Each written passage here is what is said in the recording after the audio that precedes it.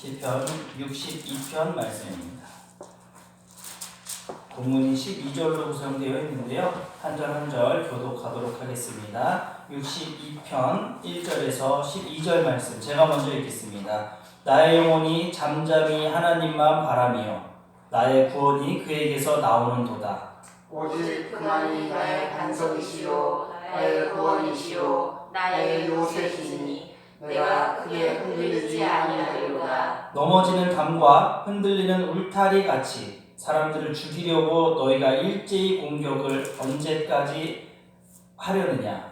그들이 그를 그의 높은 자리에서 떨어뜨리기만 꾀하고 거짓을 즐겨하니 입으로는 축복이요 속으로는 저주로다. 나의 영혼아 잠잠히 하나님만 바라라. 무릇 나의 소망이 그로부터 나오는도다. 오직 그만이 나의 반석이시요 나의 구원이시요 나의 요새시니 내가 흔들리지 아니하리로다. 나의 구원과 영광이 하나님께 있으며 내 힘의 반석과 피난처도 하나님께 있도다. 백성들아 시시로 그를 의지하고 그의 앞에 마음을 토하라. 하나님은 우리의 피난처시로다. 아 슬프도다. 사람은 입김이며 인생도 속임수니 저울에 달면 그들은 입김보다 가벼우리로다. 포악을 의지하지 말며 탈취한 것으로 허망하여지지 말며 재물이 늘어나도 거기에 마음을 두지 말지어다. 하나님이 한두 번 하신 말씀을 내가 들었나니 권능은 하나님께 속하였다 하셨도다. 주여 인자는 주께 속하오니 주께서 각 사람이 행한 대로 갚으심이로다. 아멘. 오늘의 말씀은 시편의 말씀을 통해서 우리가 이 혼란스럽고 이 어려운 생활 속에서 어떻게 좀 견뎌낼 수 있는지, 또 어떤 것들에 대해서 우리가 귀 기울이고 더 집중해야 되는지를 한번 여러분들과 나누고 싶었습니다. 말할 것도 없이 요즘 현대사회는 너무나도 빠르게 진행되고 혼란의 연속입니다. 근데 재밌는 건 예전에도 그랬어요. 연세 있는 70세, 80세 어른들을 만나도 뭐라 그러냐면 야 지금만 변화가 빠르고 혼란스러운 줄 아냐? 나 젊었을 때도 힘들었고 나 젊었을 때도 어려웠어. 그러면서 그분들이 얘기하는 게 너 일제시대를 겪어봤니? 6.25 전쟁을 겪어봤니? 라고 말씀을 하시는 거예요. 그 속에서 우리가 일제시대가 더 힘든지 6.25 때가 힘든지 지금이 더 힘든지에 대해서 무슨 체감적으로 연구하는 저는 학자는 아닙니다. 그러나 어찌 됐든 간에 그 시대별로 모든 사람들이 살아가는데 엄청난 풍파와 엄청난 위기들을 당연하게도 겹친다라는 거예요. 사실은 지금의 이 코로나 사태도 마찬가지예요. 그냥 되게 우습게 얘기하면 역병이었어요. 역병. 그냥 동네 하나가 날아가고 나라 하나가 날아가는 그냥 역병이었단 말이에요. 근데 우리가 비행기가 발달되고 너무나도 많이 발달되는 이동수단을 통해서 굉장히 확장성이 커졌다라는 게 문제고요. 그리고 우리가 의료 기술과 많은 기술력으로 그런 것들을 잡아낼 수 있다고 생각했는데 그것들의 모든 체제가 무너진 것들이 또 문제입니다. 그런데 우리가 이 코로나를 잡아낸다고 해서 또 이런 바이러스가 없는 것이 아니고 또 전쟁이 없어지는 것이 아닙니다. 어떤 학자는 세계 3차 대전이나 4차 대전이 일어난다. 엄청난 전쟁이 일어날 거다. 옛날처럼 미사일을 쏘는 전쟁은 아니지만 국가의 경제적인 권력과 모든 것들로 전쟁이 일어나는 혼란 시대를 얘기했는데요. 지금은 무엇입니까? 이 바이러스를 통해서 또 혼란 시대가 온 거예요. 그래서 어떤 학자의 이야기입니다. 저도 TV에서 봤는데 전쟁을 통해서 죽은 자들이 코로나를 통해서 대신해서 죽었다는 거예요. 원래 인류가 한 100년에서 200년 사이에 전쟁을 통해서 굉장히 많은 수가 죽어난다는 거예요. 근데 요번에는 이 바이러스를 통해서 전쟁과 못지않은 수가 죽었다라고 이야기하더라고요. 결국은 이 어려운 혼란 속에서 우리 그리스도인들은 뭔가 달라야 되고 그리스도인들은 뭔가 하나님을 더욱더 깊이 의지해야 되는데 그 방법들이 무엇일까라고 고민하는 거죠. 그 방법들을 찾아가는 과정이죠. 어떤 교회는 어떤 행정명령이라는 것들을 우기고서도 어떻게 합니까? 예수 그리스도의 신앙과 예배를 지키겠다라고 해서 투쟁하면서 예배드리는 교회가 있습니다. 또 어떤 교회는 그렇게 그냥 굳이 싸우지 않고 이렇게 영상을 통해서 아니면 여러 가지 방법들을 피해서 예배를 계속 유지하겠다라는 교회도 있습니다. 그것이 옳다, 그르다라고 얘기할 필요 없이 우리 기독교인들이 이 신앙과 예배를 지키기 위해서 수많은 노력들과 수많은 깊은 성찰들과 그리고 반성들과 또 여러 가지 변화되는 행동들을 하고 있습니다. 재밌는 게 어떤 그 학교 운동장에서 왜 극장, 자동차 극장처럼 막 예배드리는 교회도 있대요. 차에 타서 가족들끼리만 있고 이렇게 라디오를 주파수를 맞춰서 예배드리는 뭐 신개념 예배들이 탄생하고 있습니다. 그런 상황 속에서 우리는 이런 논쟁 속에서 어떻게 논쟁하고 어떻게 버텨내며 어떻게 그 답을 찾을 건지에 대해서 고민하는 와중에 이 말씀이 딱 걸리더라고요. 시작이 여러분들이 어떤 주제고 어떻게 끝날지도 다 예상이 되는 시편의 말씀입니다. 첫 번째 1절 볼까요? 나의 영혼이 잠잠히 하나님만 바라며 라는 것입니다. 너무나도 당연한 소리거든요. 너무나도 당연한 소리를 왜 시편 저자가 이렇게 할까? 라고 얘기하는 건 이 시의 의미 중에 여러 가지 장치들이 있는데 시의 기본적인 건 무엇입니까? 어구가 맞아야 되고요. 뭔가 요즘 힙합 하는 사람들이 얘기하는 라임이 맞아야 되고요. 또 무엇입니까? 강조되는 게 있어야 되고요. 또 은유가 있어야 됩니다. 그리고 역발상적인 것들이 있어야 됩니다. 이 시로서 만들어낸 것들 중에 보면 반어법인 거죠. 나의 영혼이 잠잠히 하나님만 바라미요 라고 저자가 이야기한 건 지금의 상황은 너무나도 잠잠하고 조용하니까 산속에서 어떻게 해요? 이제 하나님만 잠잠히 바라야 되겠다. 이 상태가 아닌 거예요. 모든 혼란 속에서 내가 가진 모든 능력치를 발휘하고 내가 가진 모든 것들을 동원했지만 막아낼 수 없고 무릎 꿇으려고 하고 아무것도 할 수 없을 때 어떻게 합니까? 이 말씀을 떠올리게 나의 영혼이 잠잠히 하나님만 바라미라. 이 구절에서 여러 가지 재밌는 것들을 제가 유추해낼 수 있는데 전 두 가지만 여기서 재밌는 이야기를 하고 싶은데 그 모든 동서양을 막론하고 나의 영혼이 잠잠히 하나님만 바라미오는 어떻게 보면 깊은 기도와 하나님과의 깊은 관계 속으로 들어가는 겁니다. 집중되는. 근데 한국에는 특수성이 있어요. 이 얘기를 하면 70-80%의 성도들은 아마 기도원을 떠오를 거예요. 기도원. 그래서 기도원에 가서 뭔가 하나님에게 집중하겠다라는 시간을 가지려고 하는 거예요. 근데 지금 여러분들 기도원 가보셨는지 모르겠지만 굉장히 조용해졌어요. 예전에는 기도원 가면 저 같은 성향은 어렸을 때 막 어머님이 기도원을 데려가고 막 이러면 불편하더라고요. 오히려.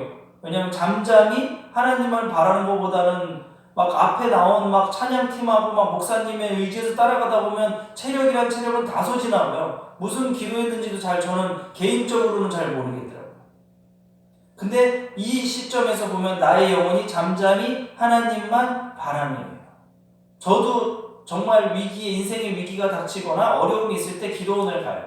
근데 그 부흥 성회를 참석하는 게 아니라 저는 정말로 저의 시간을 갖습니다.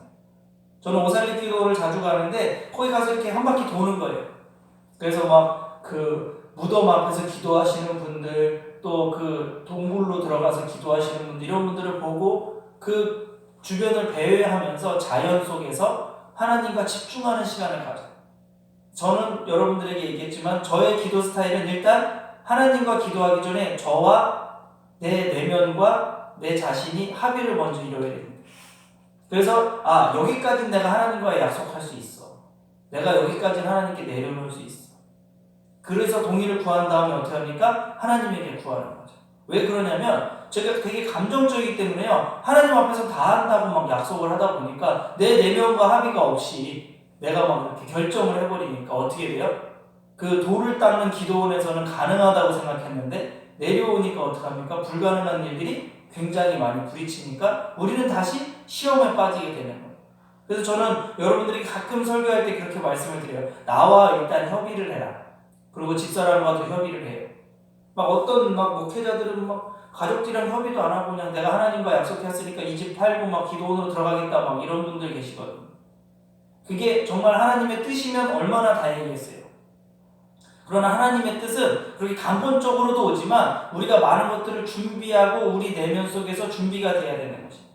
그래서 아마도 나의 영혼이 잠잠히 하나님만 바라미요 라는 것은 기본 기초에 뭐가 깔려있는 겁니까? 우리의 모든 폭풍 속에 내 가슴 속에 있던 것들을 다 내려놓고 하나님 앞에 잠잠히 나아가는 거예요. 그것을 전제 조건으로 놓는 겁니다. 우린 세상에 나가는 순간, 세상의 문을 여는 순간 폭풍과 너무나도 어려움과 원수들이 나를 내려치려고 예수 그리스도의 이름을 방해하고 예수 그리스도의 영광을 방해하기 위해서 엄청난 폭풍으로 우리를 밀어치기 때문에 우리는 그 속에서 당할 수가 없습니다. 왜요? 우리는 인간이에요. 우리는 인간이기 때문에. 우리는 예수님이거나 무슨 하나님의 아무리 직계 혈통이라고 우기고 하지만 어떻습니까? 약할 수밖에 없는 존재라는 거예요. 그러니까 우리는 어려울 때 나의 힘과 나의 능력과 모든 것들을 하나님, 내가 100m를 몇 초에 뛰니까요 이렇게 할 수 있습니다 라고 이야기하는 것이 아니라 뭐예요? 모든 것들을 잠잠히 내려놓고 하나님만 바라는 상황을 만들어야 됩니다. 혼란스러울수록. 근데 굉장히 어려운 이야기예요. 굉장히 어려운 이야기예요. 우리가 삶 속에서 내려놓을 수 있는 게 있어요? 여러분 삶 속에 하나라도 포기할 수 있는 게 있습니까? 쉽게? 우리가 막 가끔 막 정치인들이나 뭐 이런 연예인들을 보면 아예 저 정도는 포기했어야지, 저런 건 내려놨어야지 우리는 이렇게 객관적으로 얘기를 해요. 근데 여러분들 삶 속에 무엇인가 내려놓고 잠잠히 하나님과의 관계를 하기 위해서 움직일 수 있는 사람, 저는 제가 봤을 때 안정적인 상황에서 그런 상태로 가기 매우 어렵습니다. 어때요? 무릎 꿇고 옷 다 찢어지고 갈 데 없고 갈퀴고 지치고 상했을 때 어떻게 합니까? 바로 이 상태가 나오는 거예요. 근데 이런 상태로 가면 첫 번째 뭐가 되냐면요. 본문을 보실까요? 5절에 보면 오직 이 상태, 잠잠히 하나님만 바라며 상태를 들어가면요. 오직 그만이 나의 구원임을 알게 된다는 거예요. 무엇을 알게 되냐면 우리는 막 이렇게 돌을 닦는 마음으로 하나님 앞에 딱 다가서면 하나님이 오른쪽에 투자했던 걸 왼쪽에 투자해라.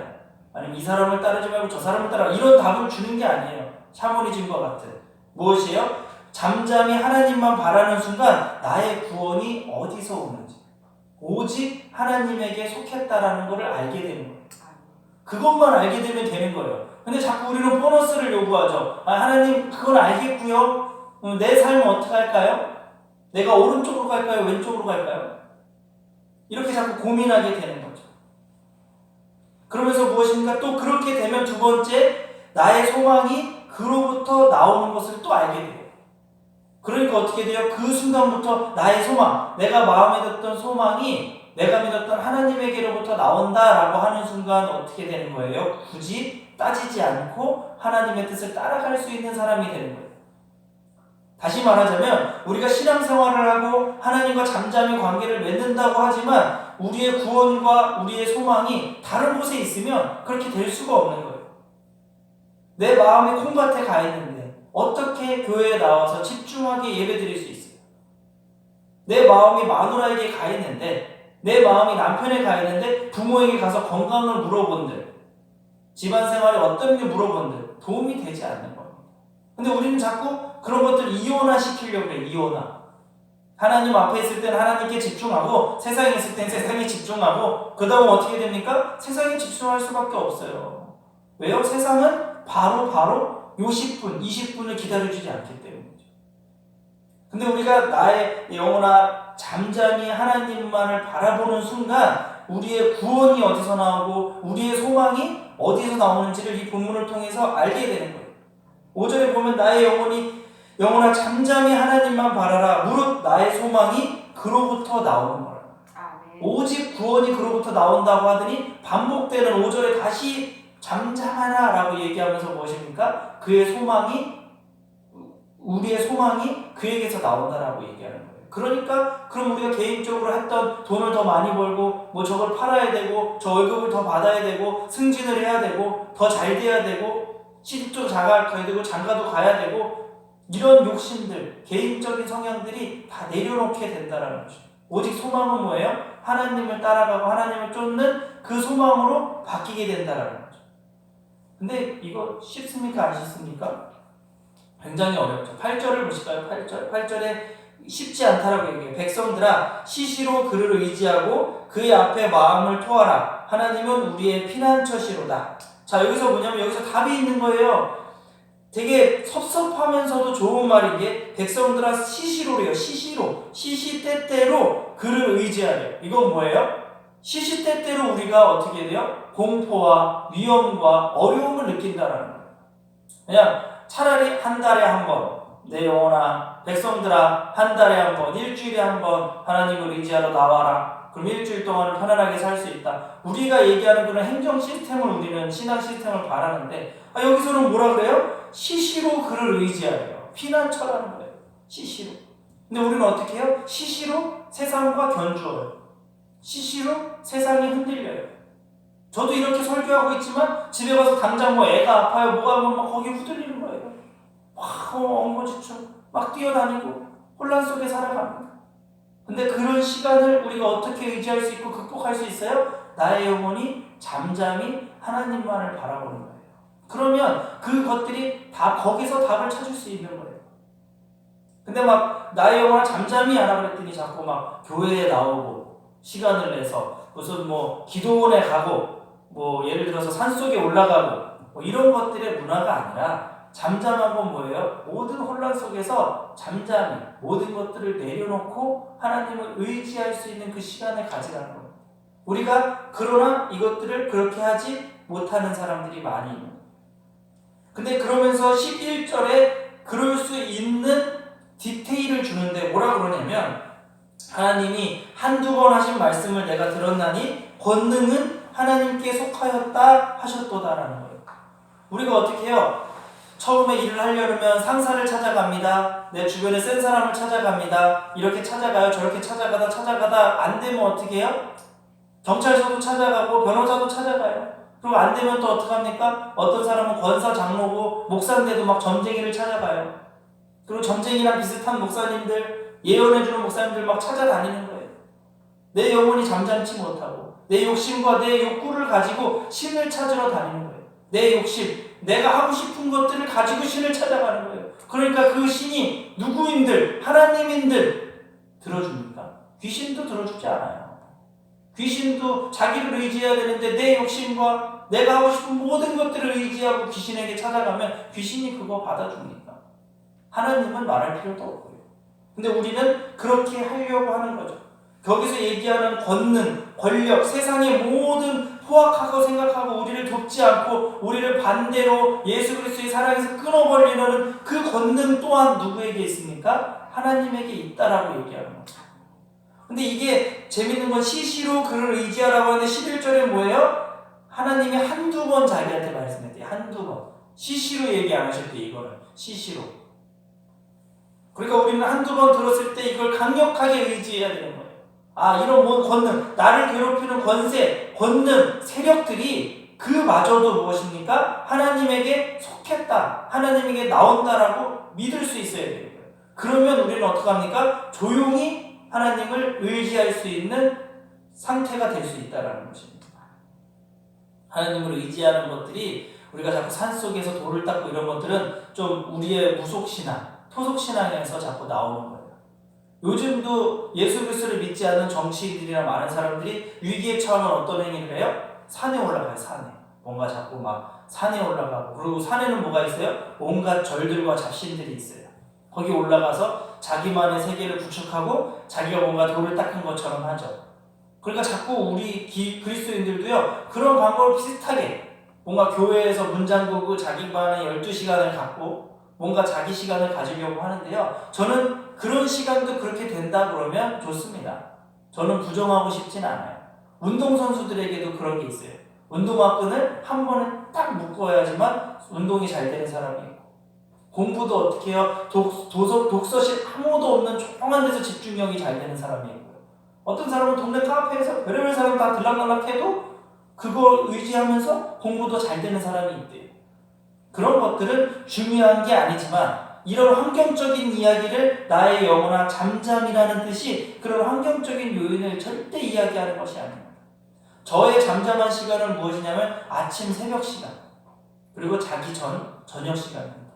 그때 많은 것들을 고민해요. 그러면 이게 꿈속으로도 많이 보여질 때도 있고 현상으로 나타나는 현상도 있고요. 그 시간에 잠잠히 정말로 나와 내 자신의 대화, 그것들을 통해서 하나님께 아뢰는 그 대화가 정말로 하나님을 의지하는 삶의 모습일 수 있는 것입니다.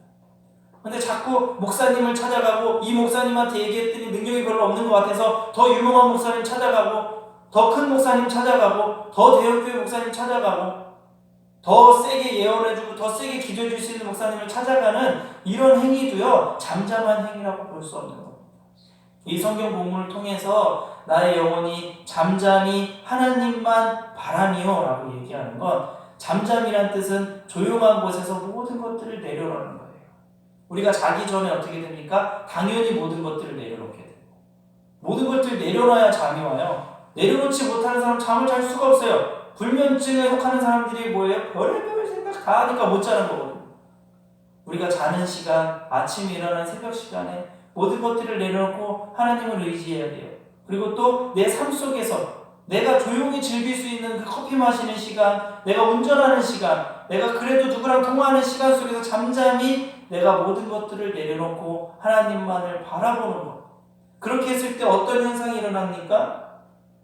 우리의 구원이 어디서 나오는지를 깨닫게 되고, 나의 소망이 누구 것인지, 나의 소망이 내 욕심인지 소망인지를 구분하게 되는 역사가 일어나. 그렇게 되면 어떻게 합니까? 자연스럽게 하나님이 피난처가 돼요. 하나님과의 잠잠한 시간을 나누는 곳, 그 공간 자체와 그 삶이 이미 피난처가 되어버려요. 그런 삶을 우리는 경험하게 되는 거예요. 근데 자꾸 우리가 기도하고 의지하고 막 목사님 찾아가고 교회에 막 헌신하고 봉사하면 뭐 갑자기 인생이 역전이 되고 막 나의 적군들이 다 쓰러지고 망해야 되고 이런 일이 벌어지는 것이 아니라, 나의 영혼이 잠잠히 하나님만 바라봤을 때 그런 일들이 벌어지는 겁니다. 그러면서 마지막 절에 뭐라고 얘기합니까? 저자는 주의 인자함은 주께 속하니 주께서 각 사람이 행한 대로 갚으심이다 라는 거예요. 이것은 무엇입니까? 우리가 너무나도 뻔한 대답이잖아요. 우리가 행한 대로 갚으신다라는 것, 우리가 누구를 의지했을 때 의지하는 만큼 하나님이 역사해 주시는 것. 우리가 의지하지 못하면요, 하나님도 그래 힘 빠질 때까지 기다릴게. 그래 기다릴게. 너 힘 좀 더 빠져라.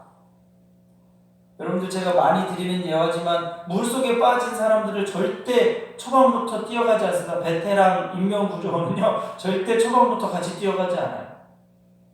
사람이 한 번 들어가고 두 번 들어가고 세 번 들어가면 죽는데요. 그래서 두 번쯤 꼬르륵 했을 때 데려간대요, 뒤에서. 그래서 모든 힘이 빠졌을 때 이렇게 머리끄댕이 잡고 탁 오는 거예요. 그게 인명구조원들이 배는 이론적인 학습입니다. 우리도 마찬가지입니다. 우리가 어떻게 행동하고 우리가 어떻게 하는 그 행동에 따라 하나님께서 우리에게 역사해 주신다라는 거예요. 그것을 교회에 봉사하고 헌금 잘하고 찬송 많이 하고 기도 많이 해서 갚아주신다는 게 아니라 무엇입니까? 첫 번째 시작, 우리가 잠잠히 하나님만 바라고 의지하고 그 구원이 어디서 나오고 그 소망이 무엇인지를 의지하면 그만큼 의지한 만큼 하나님께서 해결해 주시는 거예요. 왜요? 그 권능과 권세, 우리에게 공포감을 주는 이 세상의 모든 것들이 하나님께 속했기 때문이에요. 그것을 믿으면 되는 거예요. 근데 우리가 이 자리에는 믿죠. 근데 뒤딱 돌았으면 믿기 어려운 상황이 돼버리는 거예요. 그러니까 아까 본 말씀이 뭐니까 시시로 8절에 보면 시시로 우리가 그 마음을 가지고 의지하고 나아가야 된다라는 것입니다. 사랑하는 여러분들, 주일날만 되면 뭔가 돌을 닦는 마음으로 참 거룩해질 때가 있어요.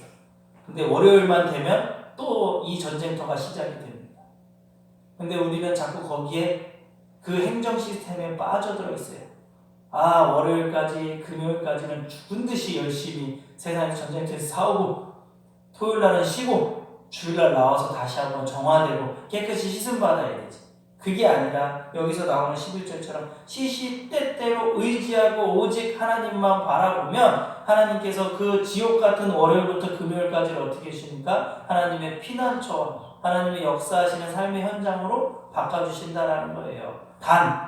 그런다 그래서 월급이 2배로 들고 수익이 100배로 들고 이러는 것들이 아니라, 우리 삶 속에서 모든 것들을 내려놓고 하나님만 바라볼 수 있게 된다면 우리 삶 속에 윤택함 이런 것들이 복이 아니라 그 윤택함을 없지만 누릴 수 있고 여유를 가질 수 있고 예수 그리스도의 향기를 나타낼 수 있는 삶으로 전환되어서 언제든지 시시때때로 잠잠히 하나님만을 의지하며 바라볼 수 있는 여러분들이 되기를 오늘 본문을 통해서 소망하겠습니다.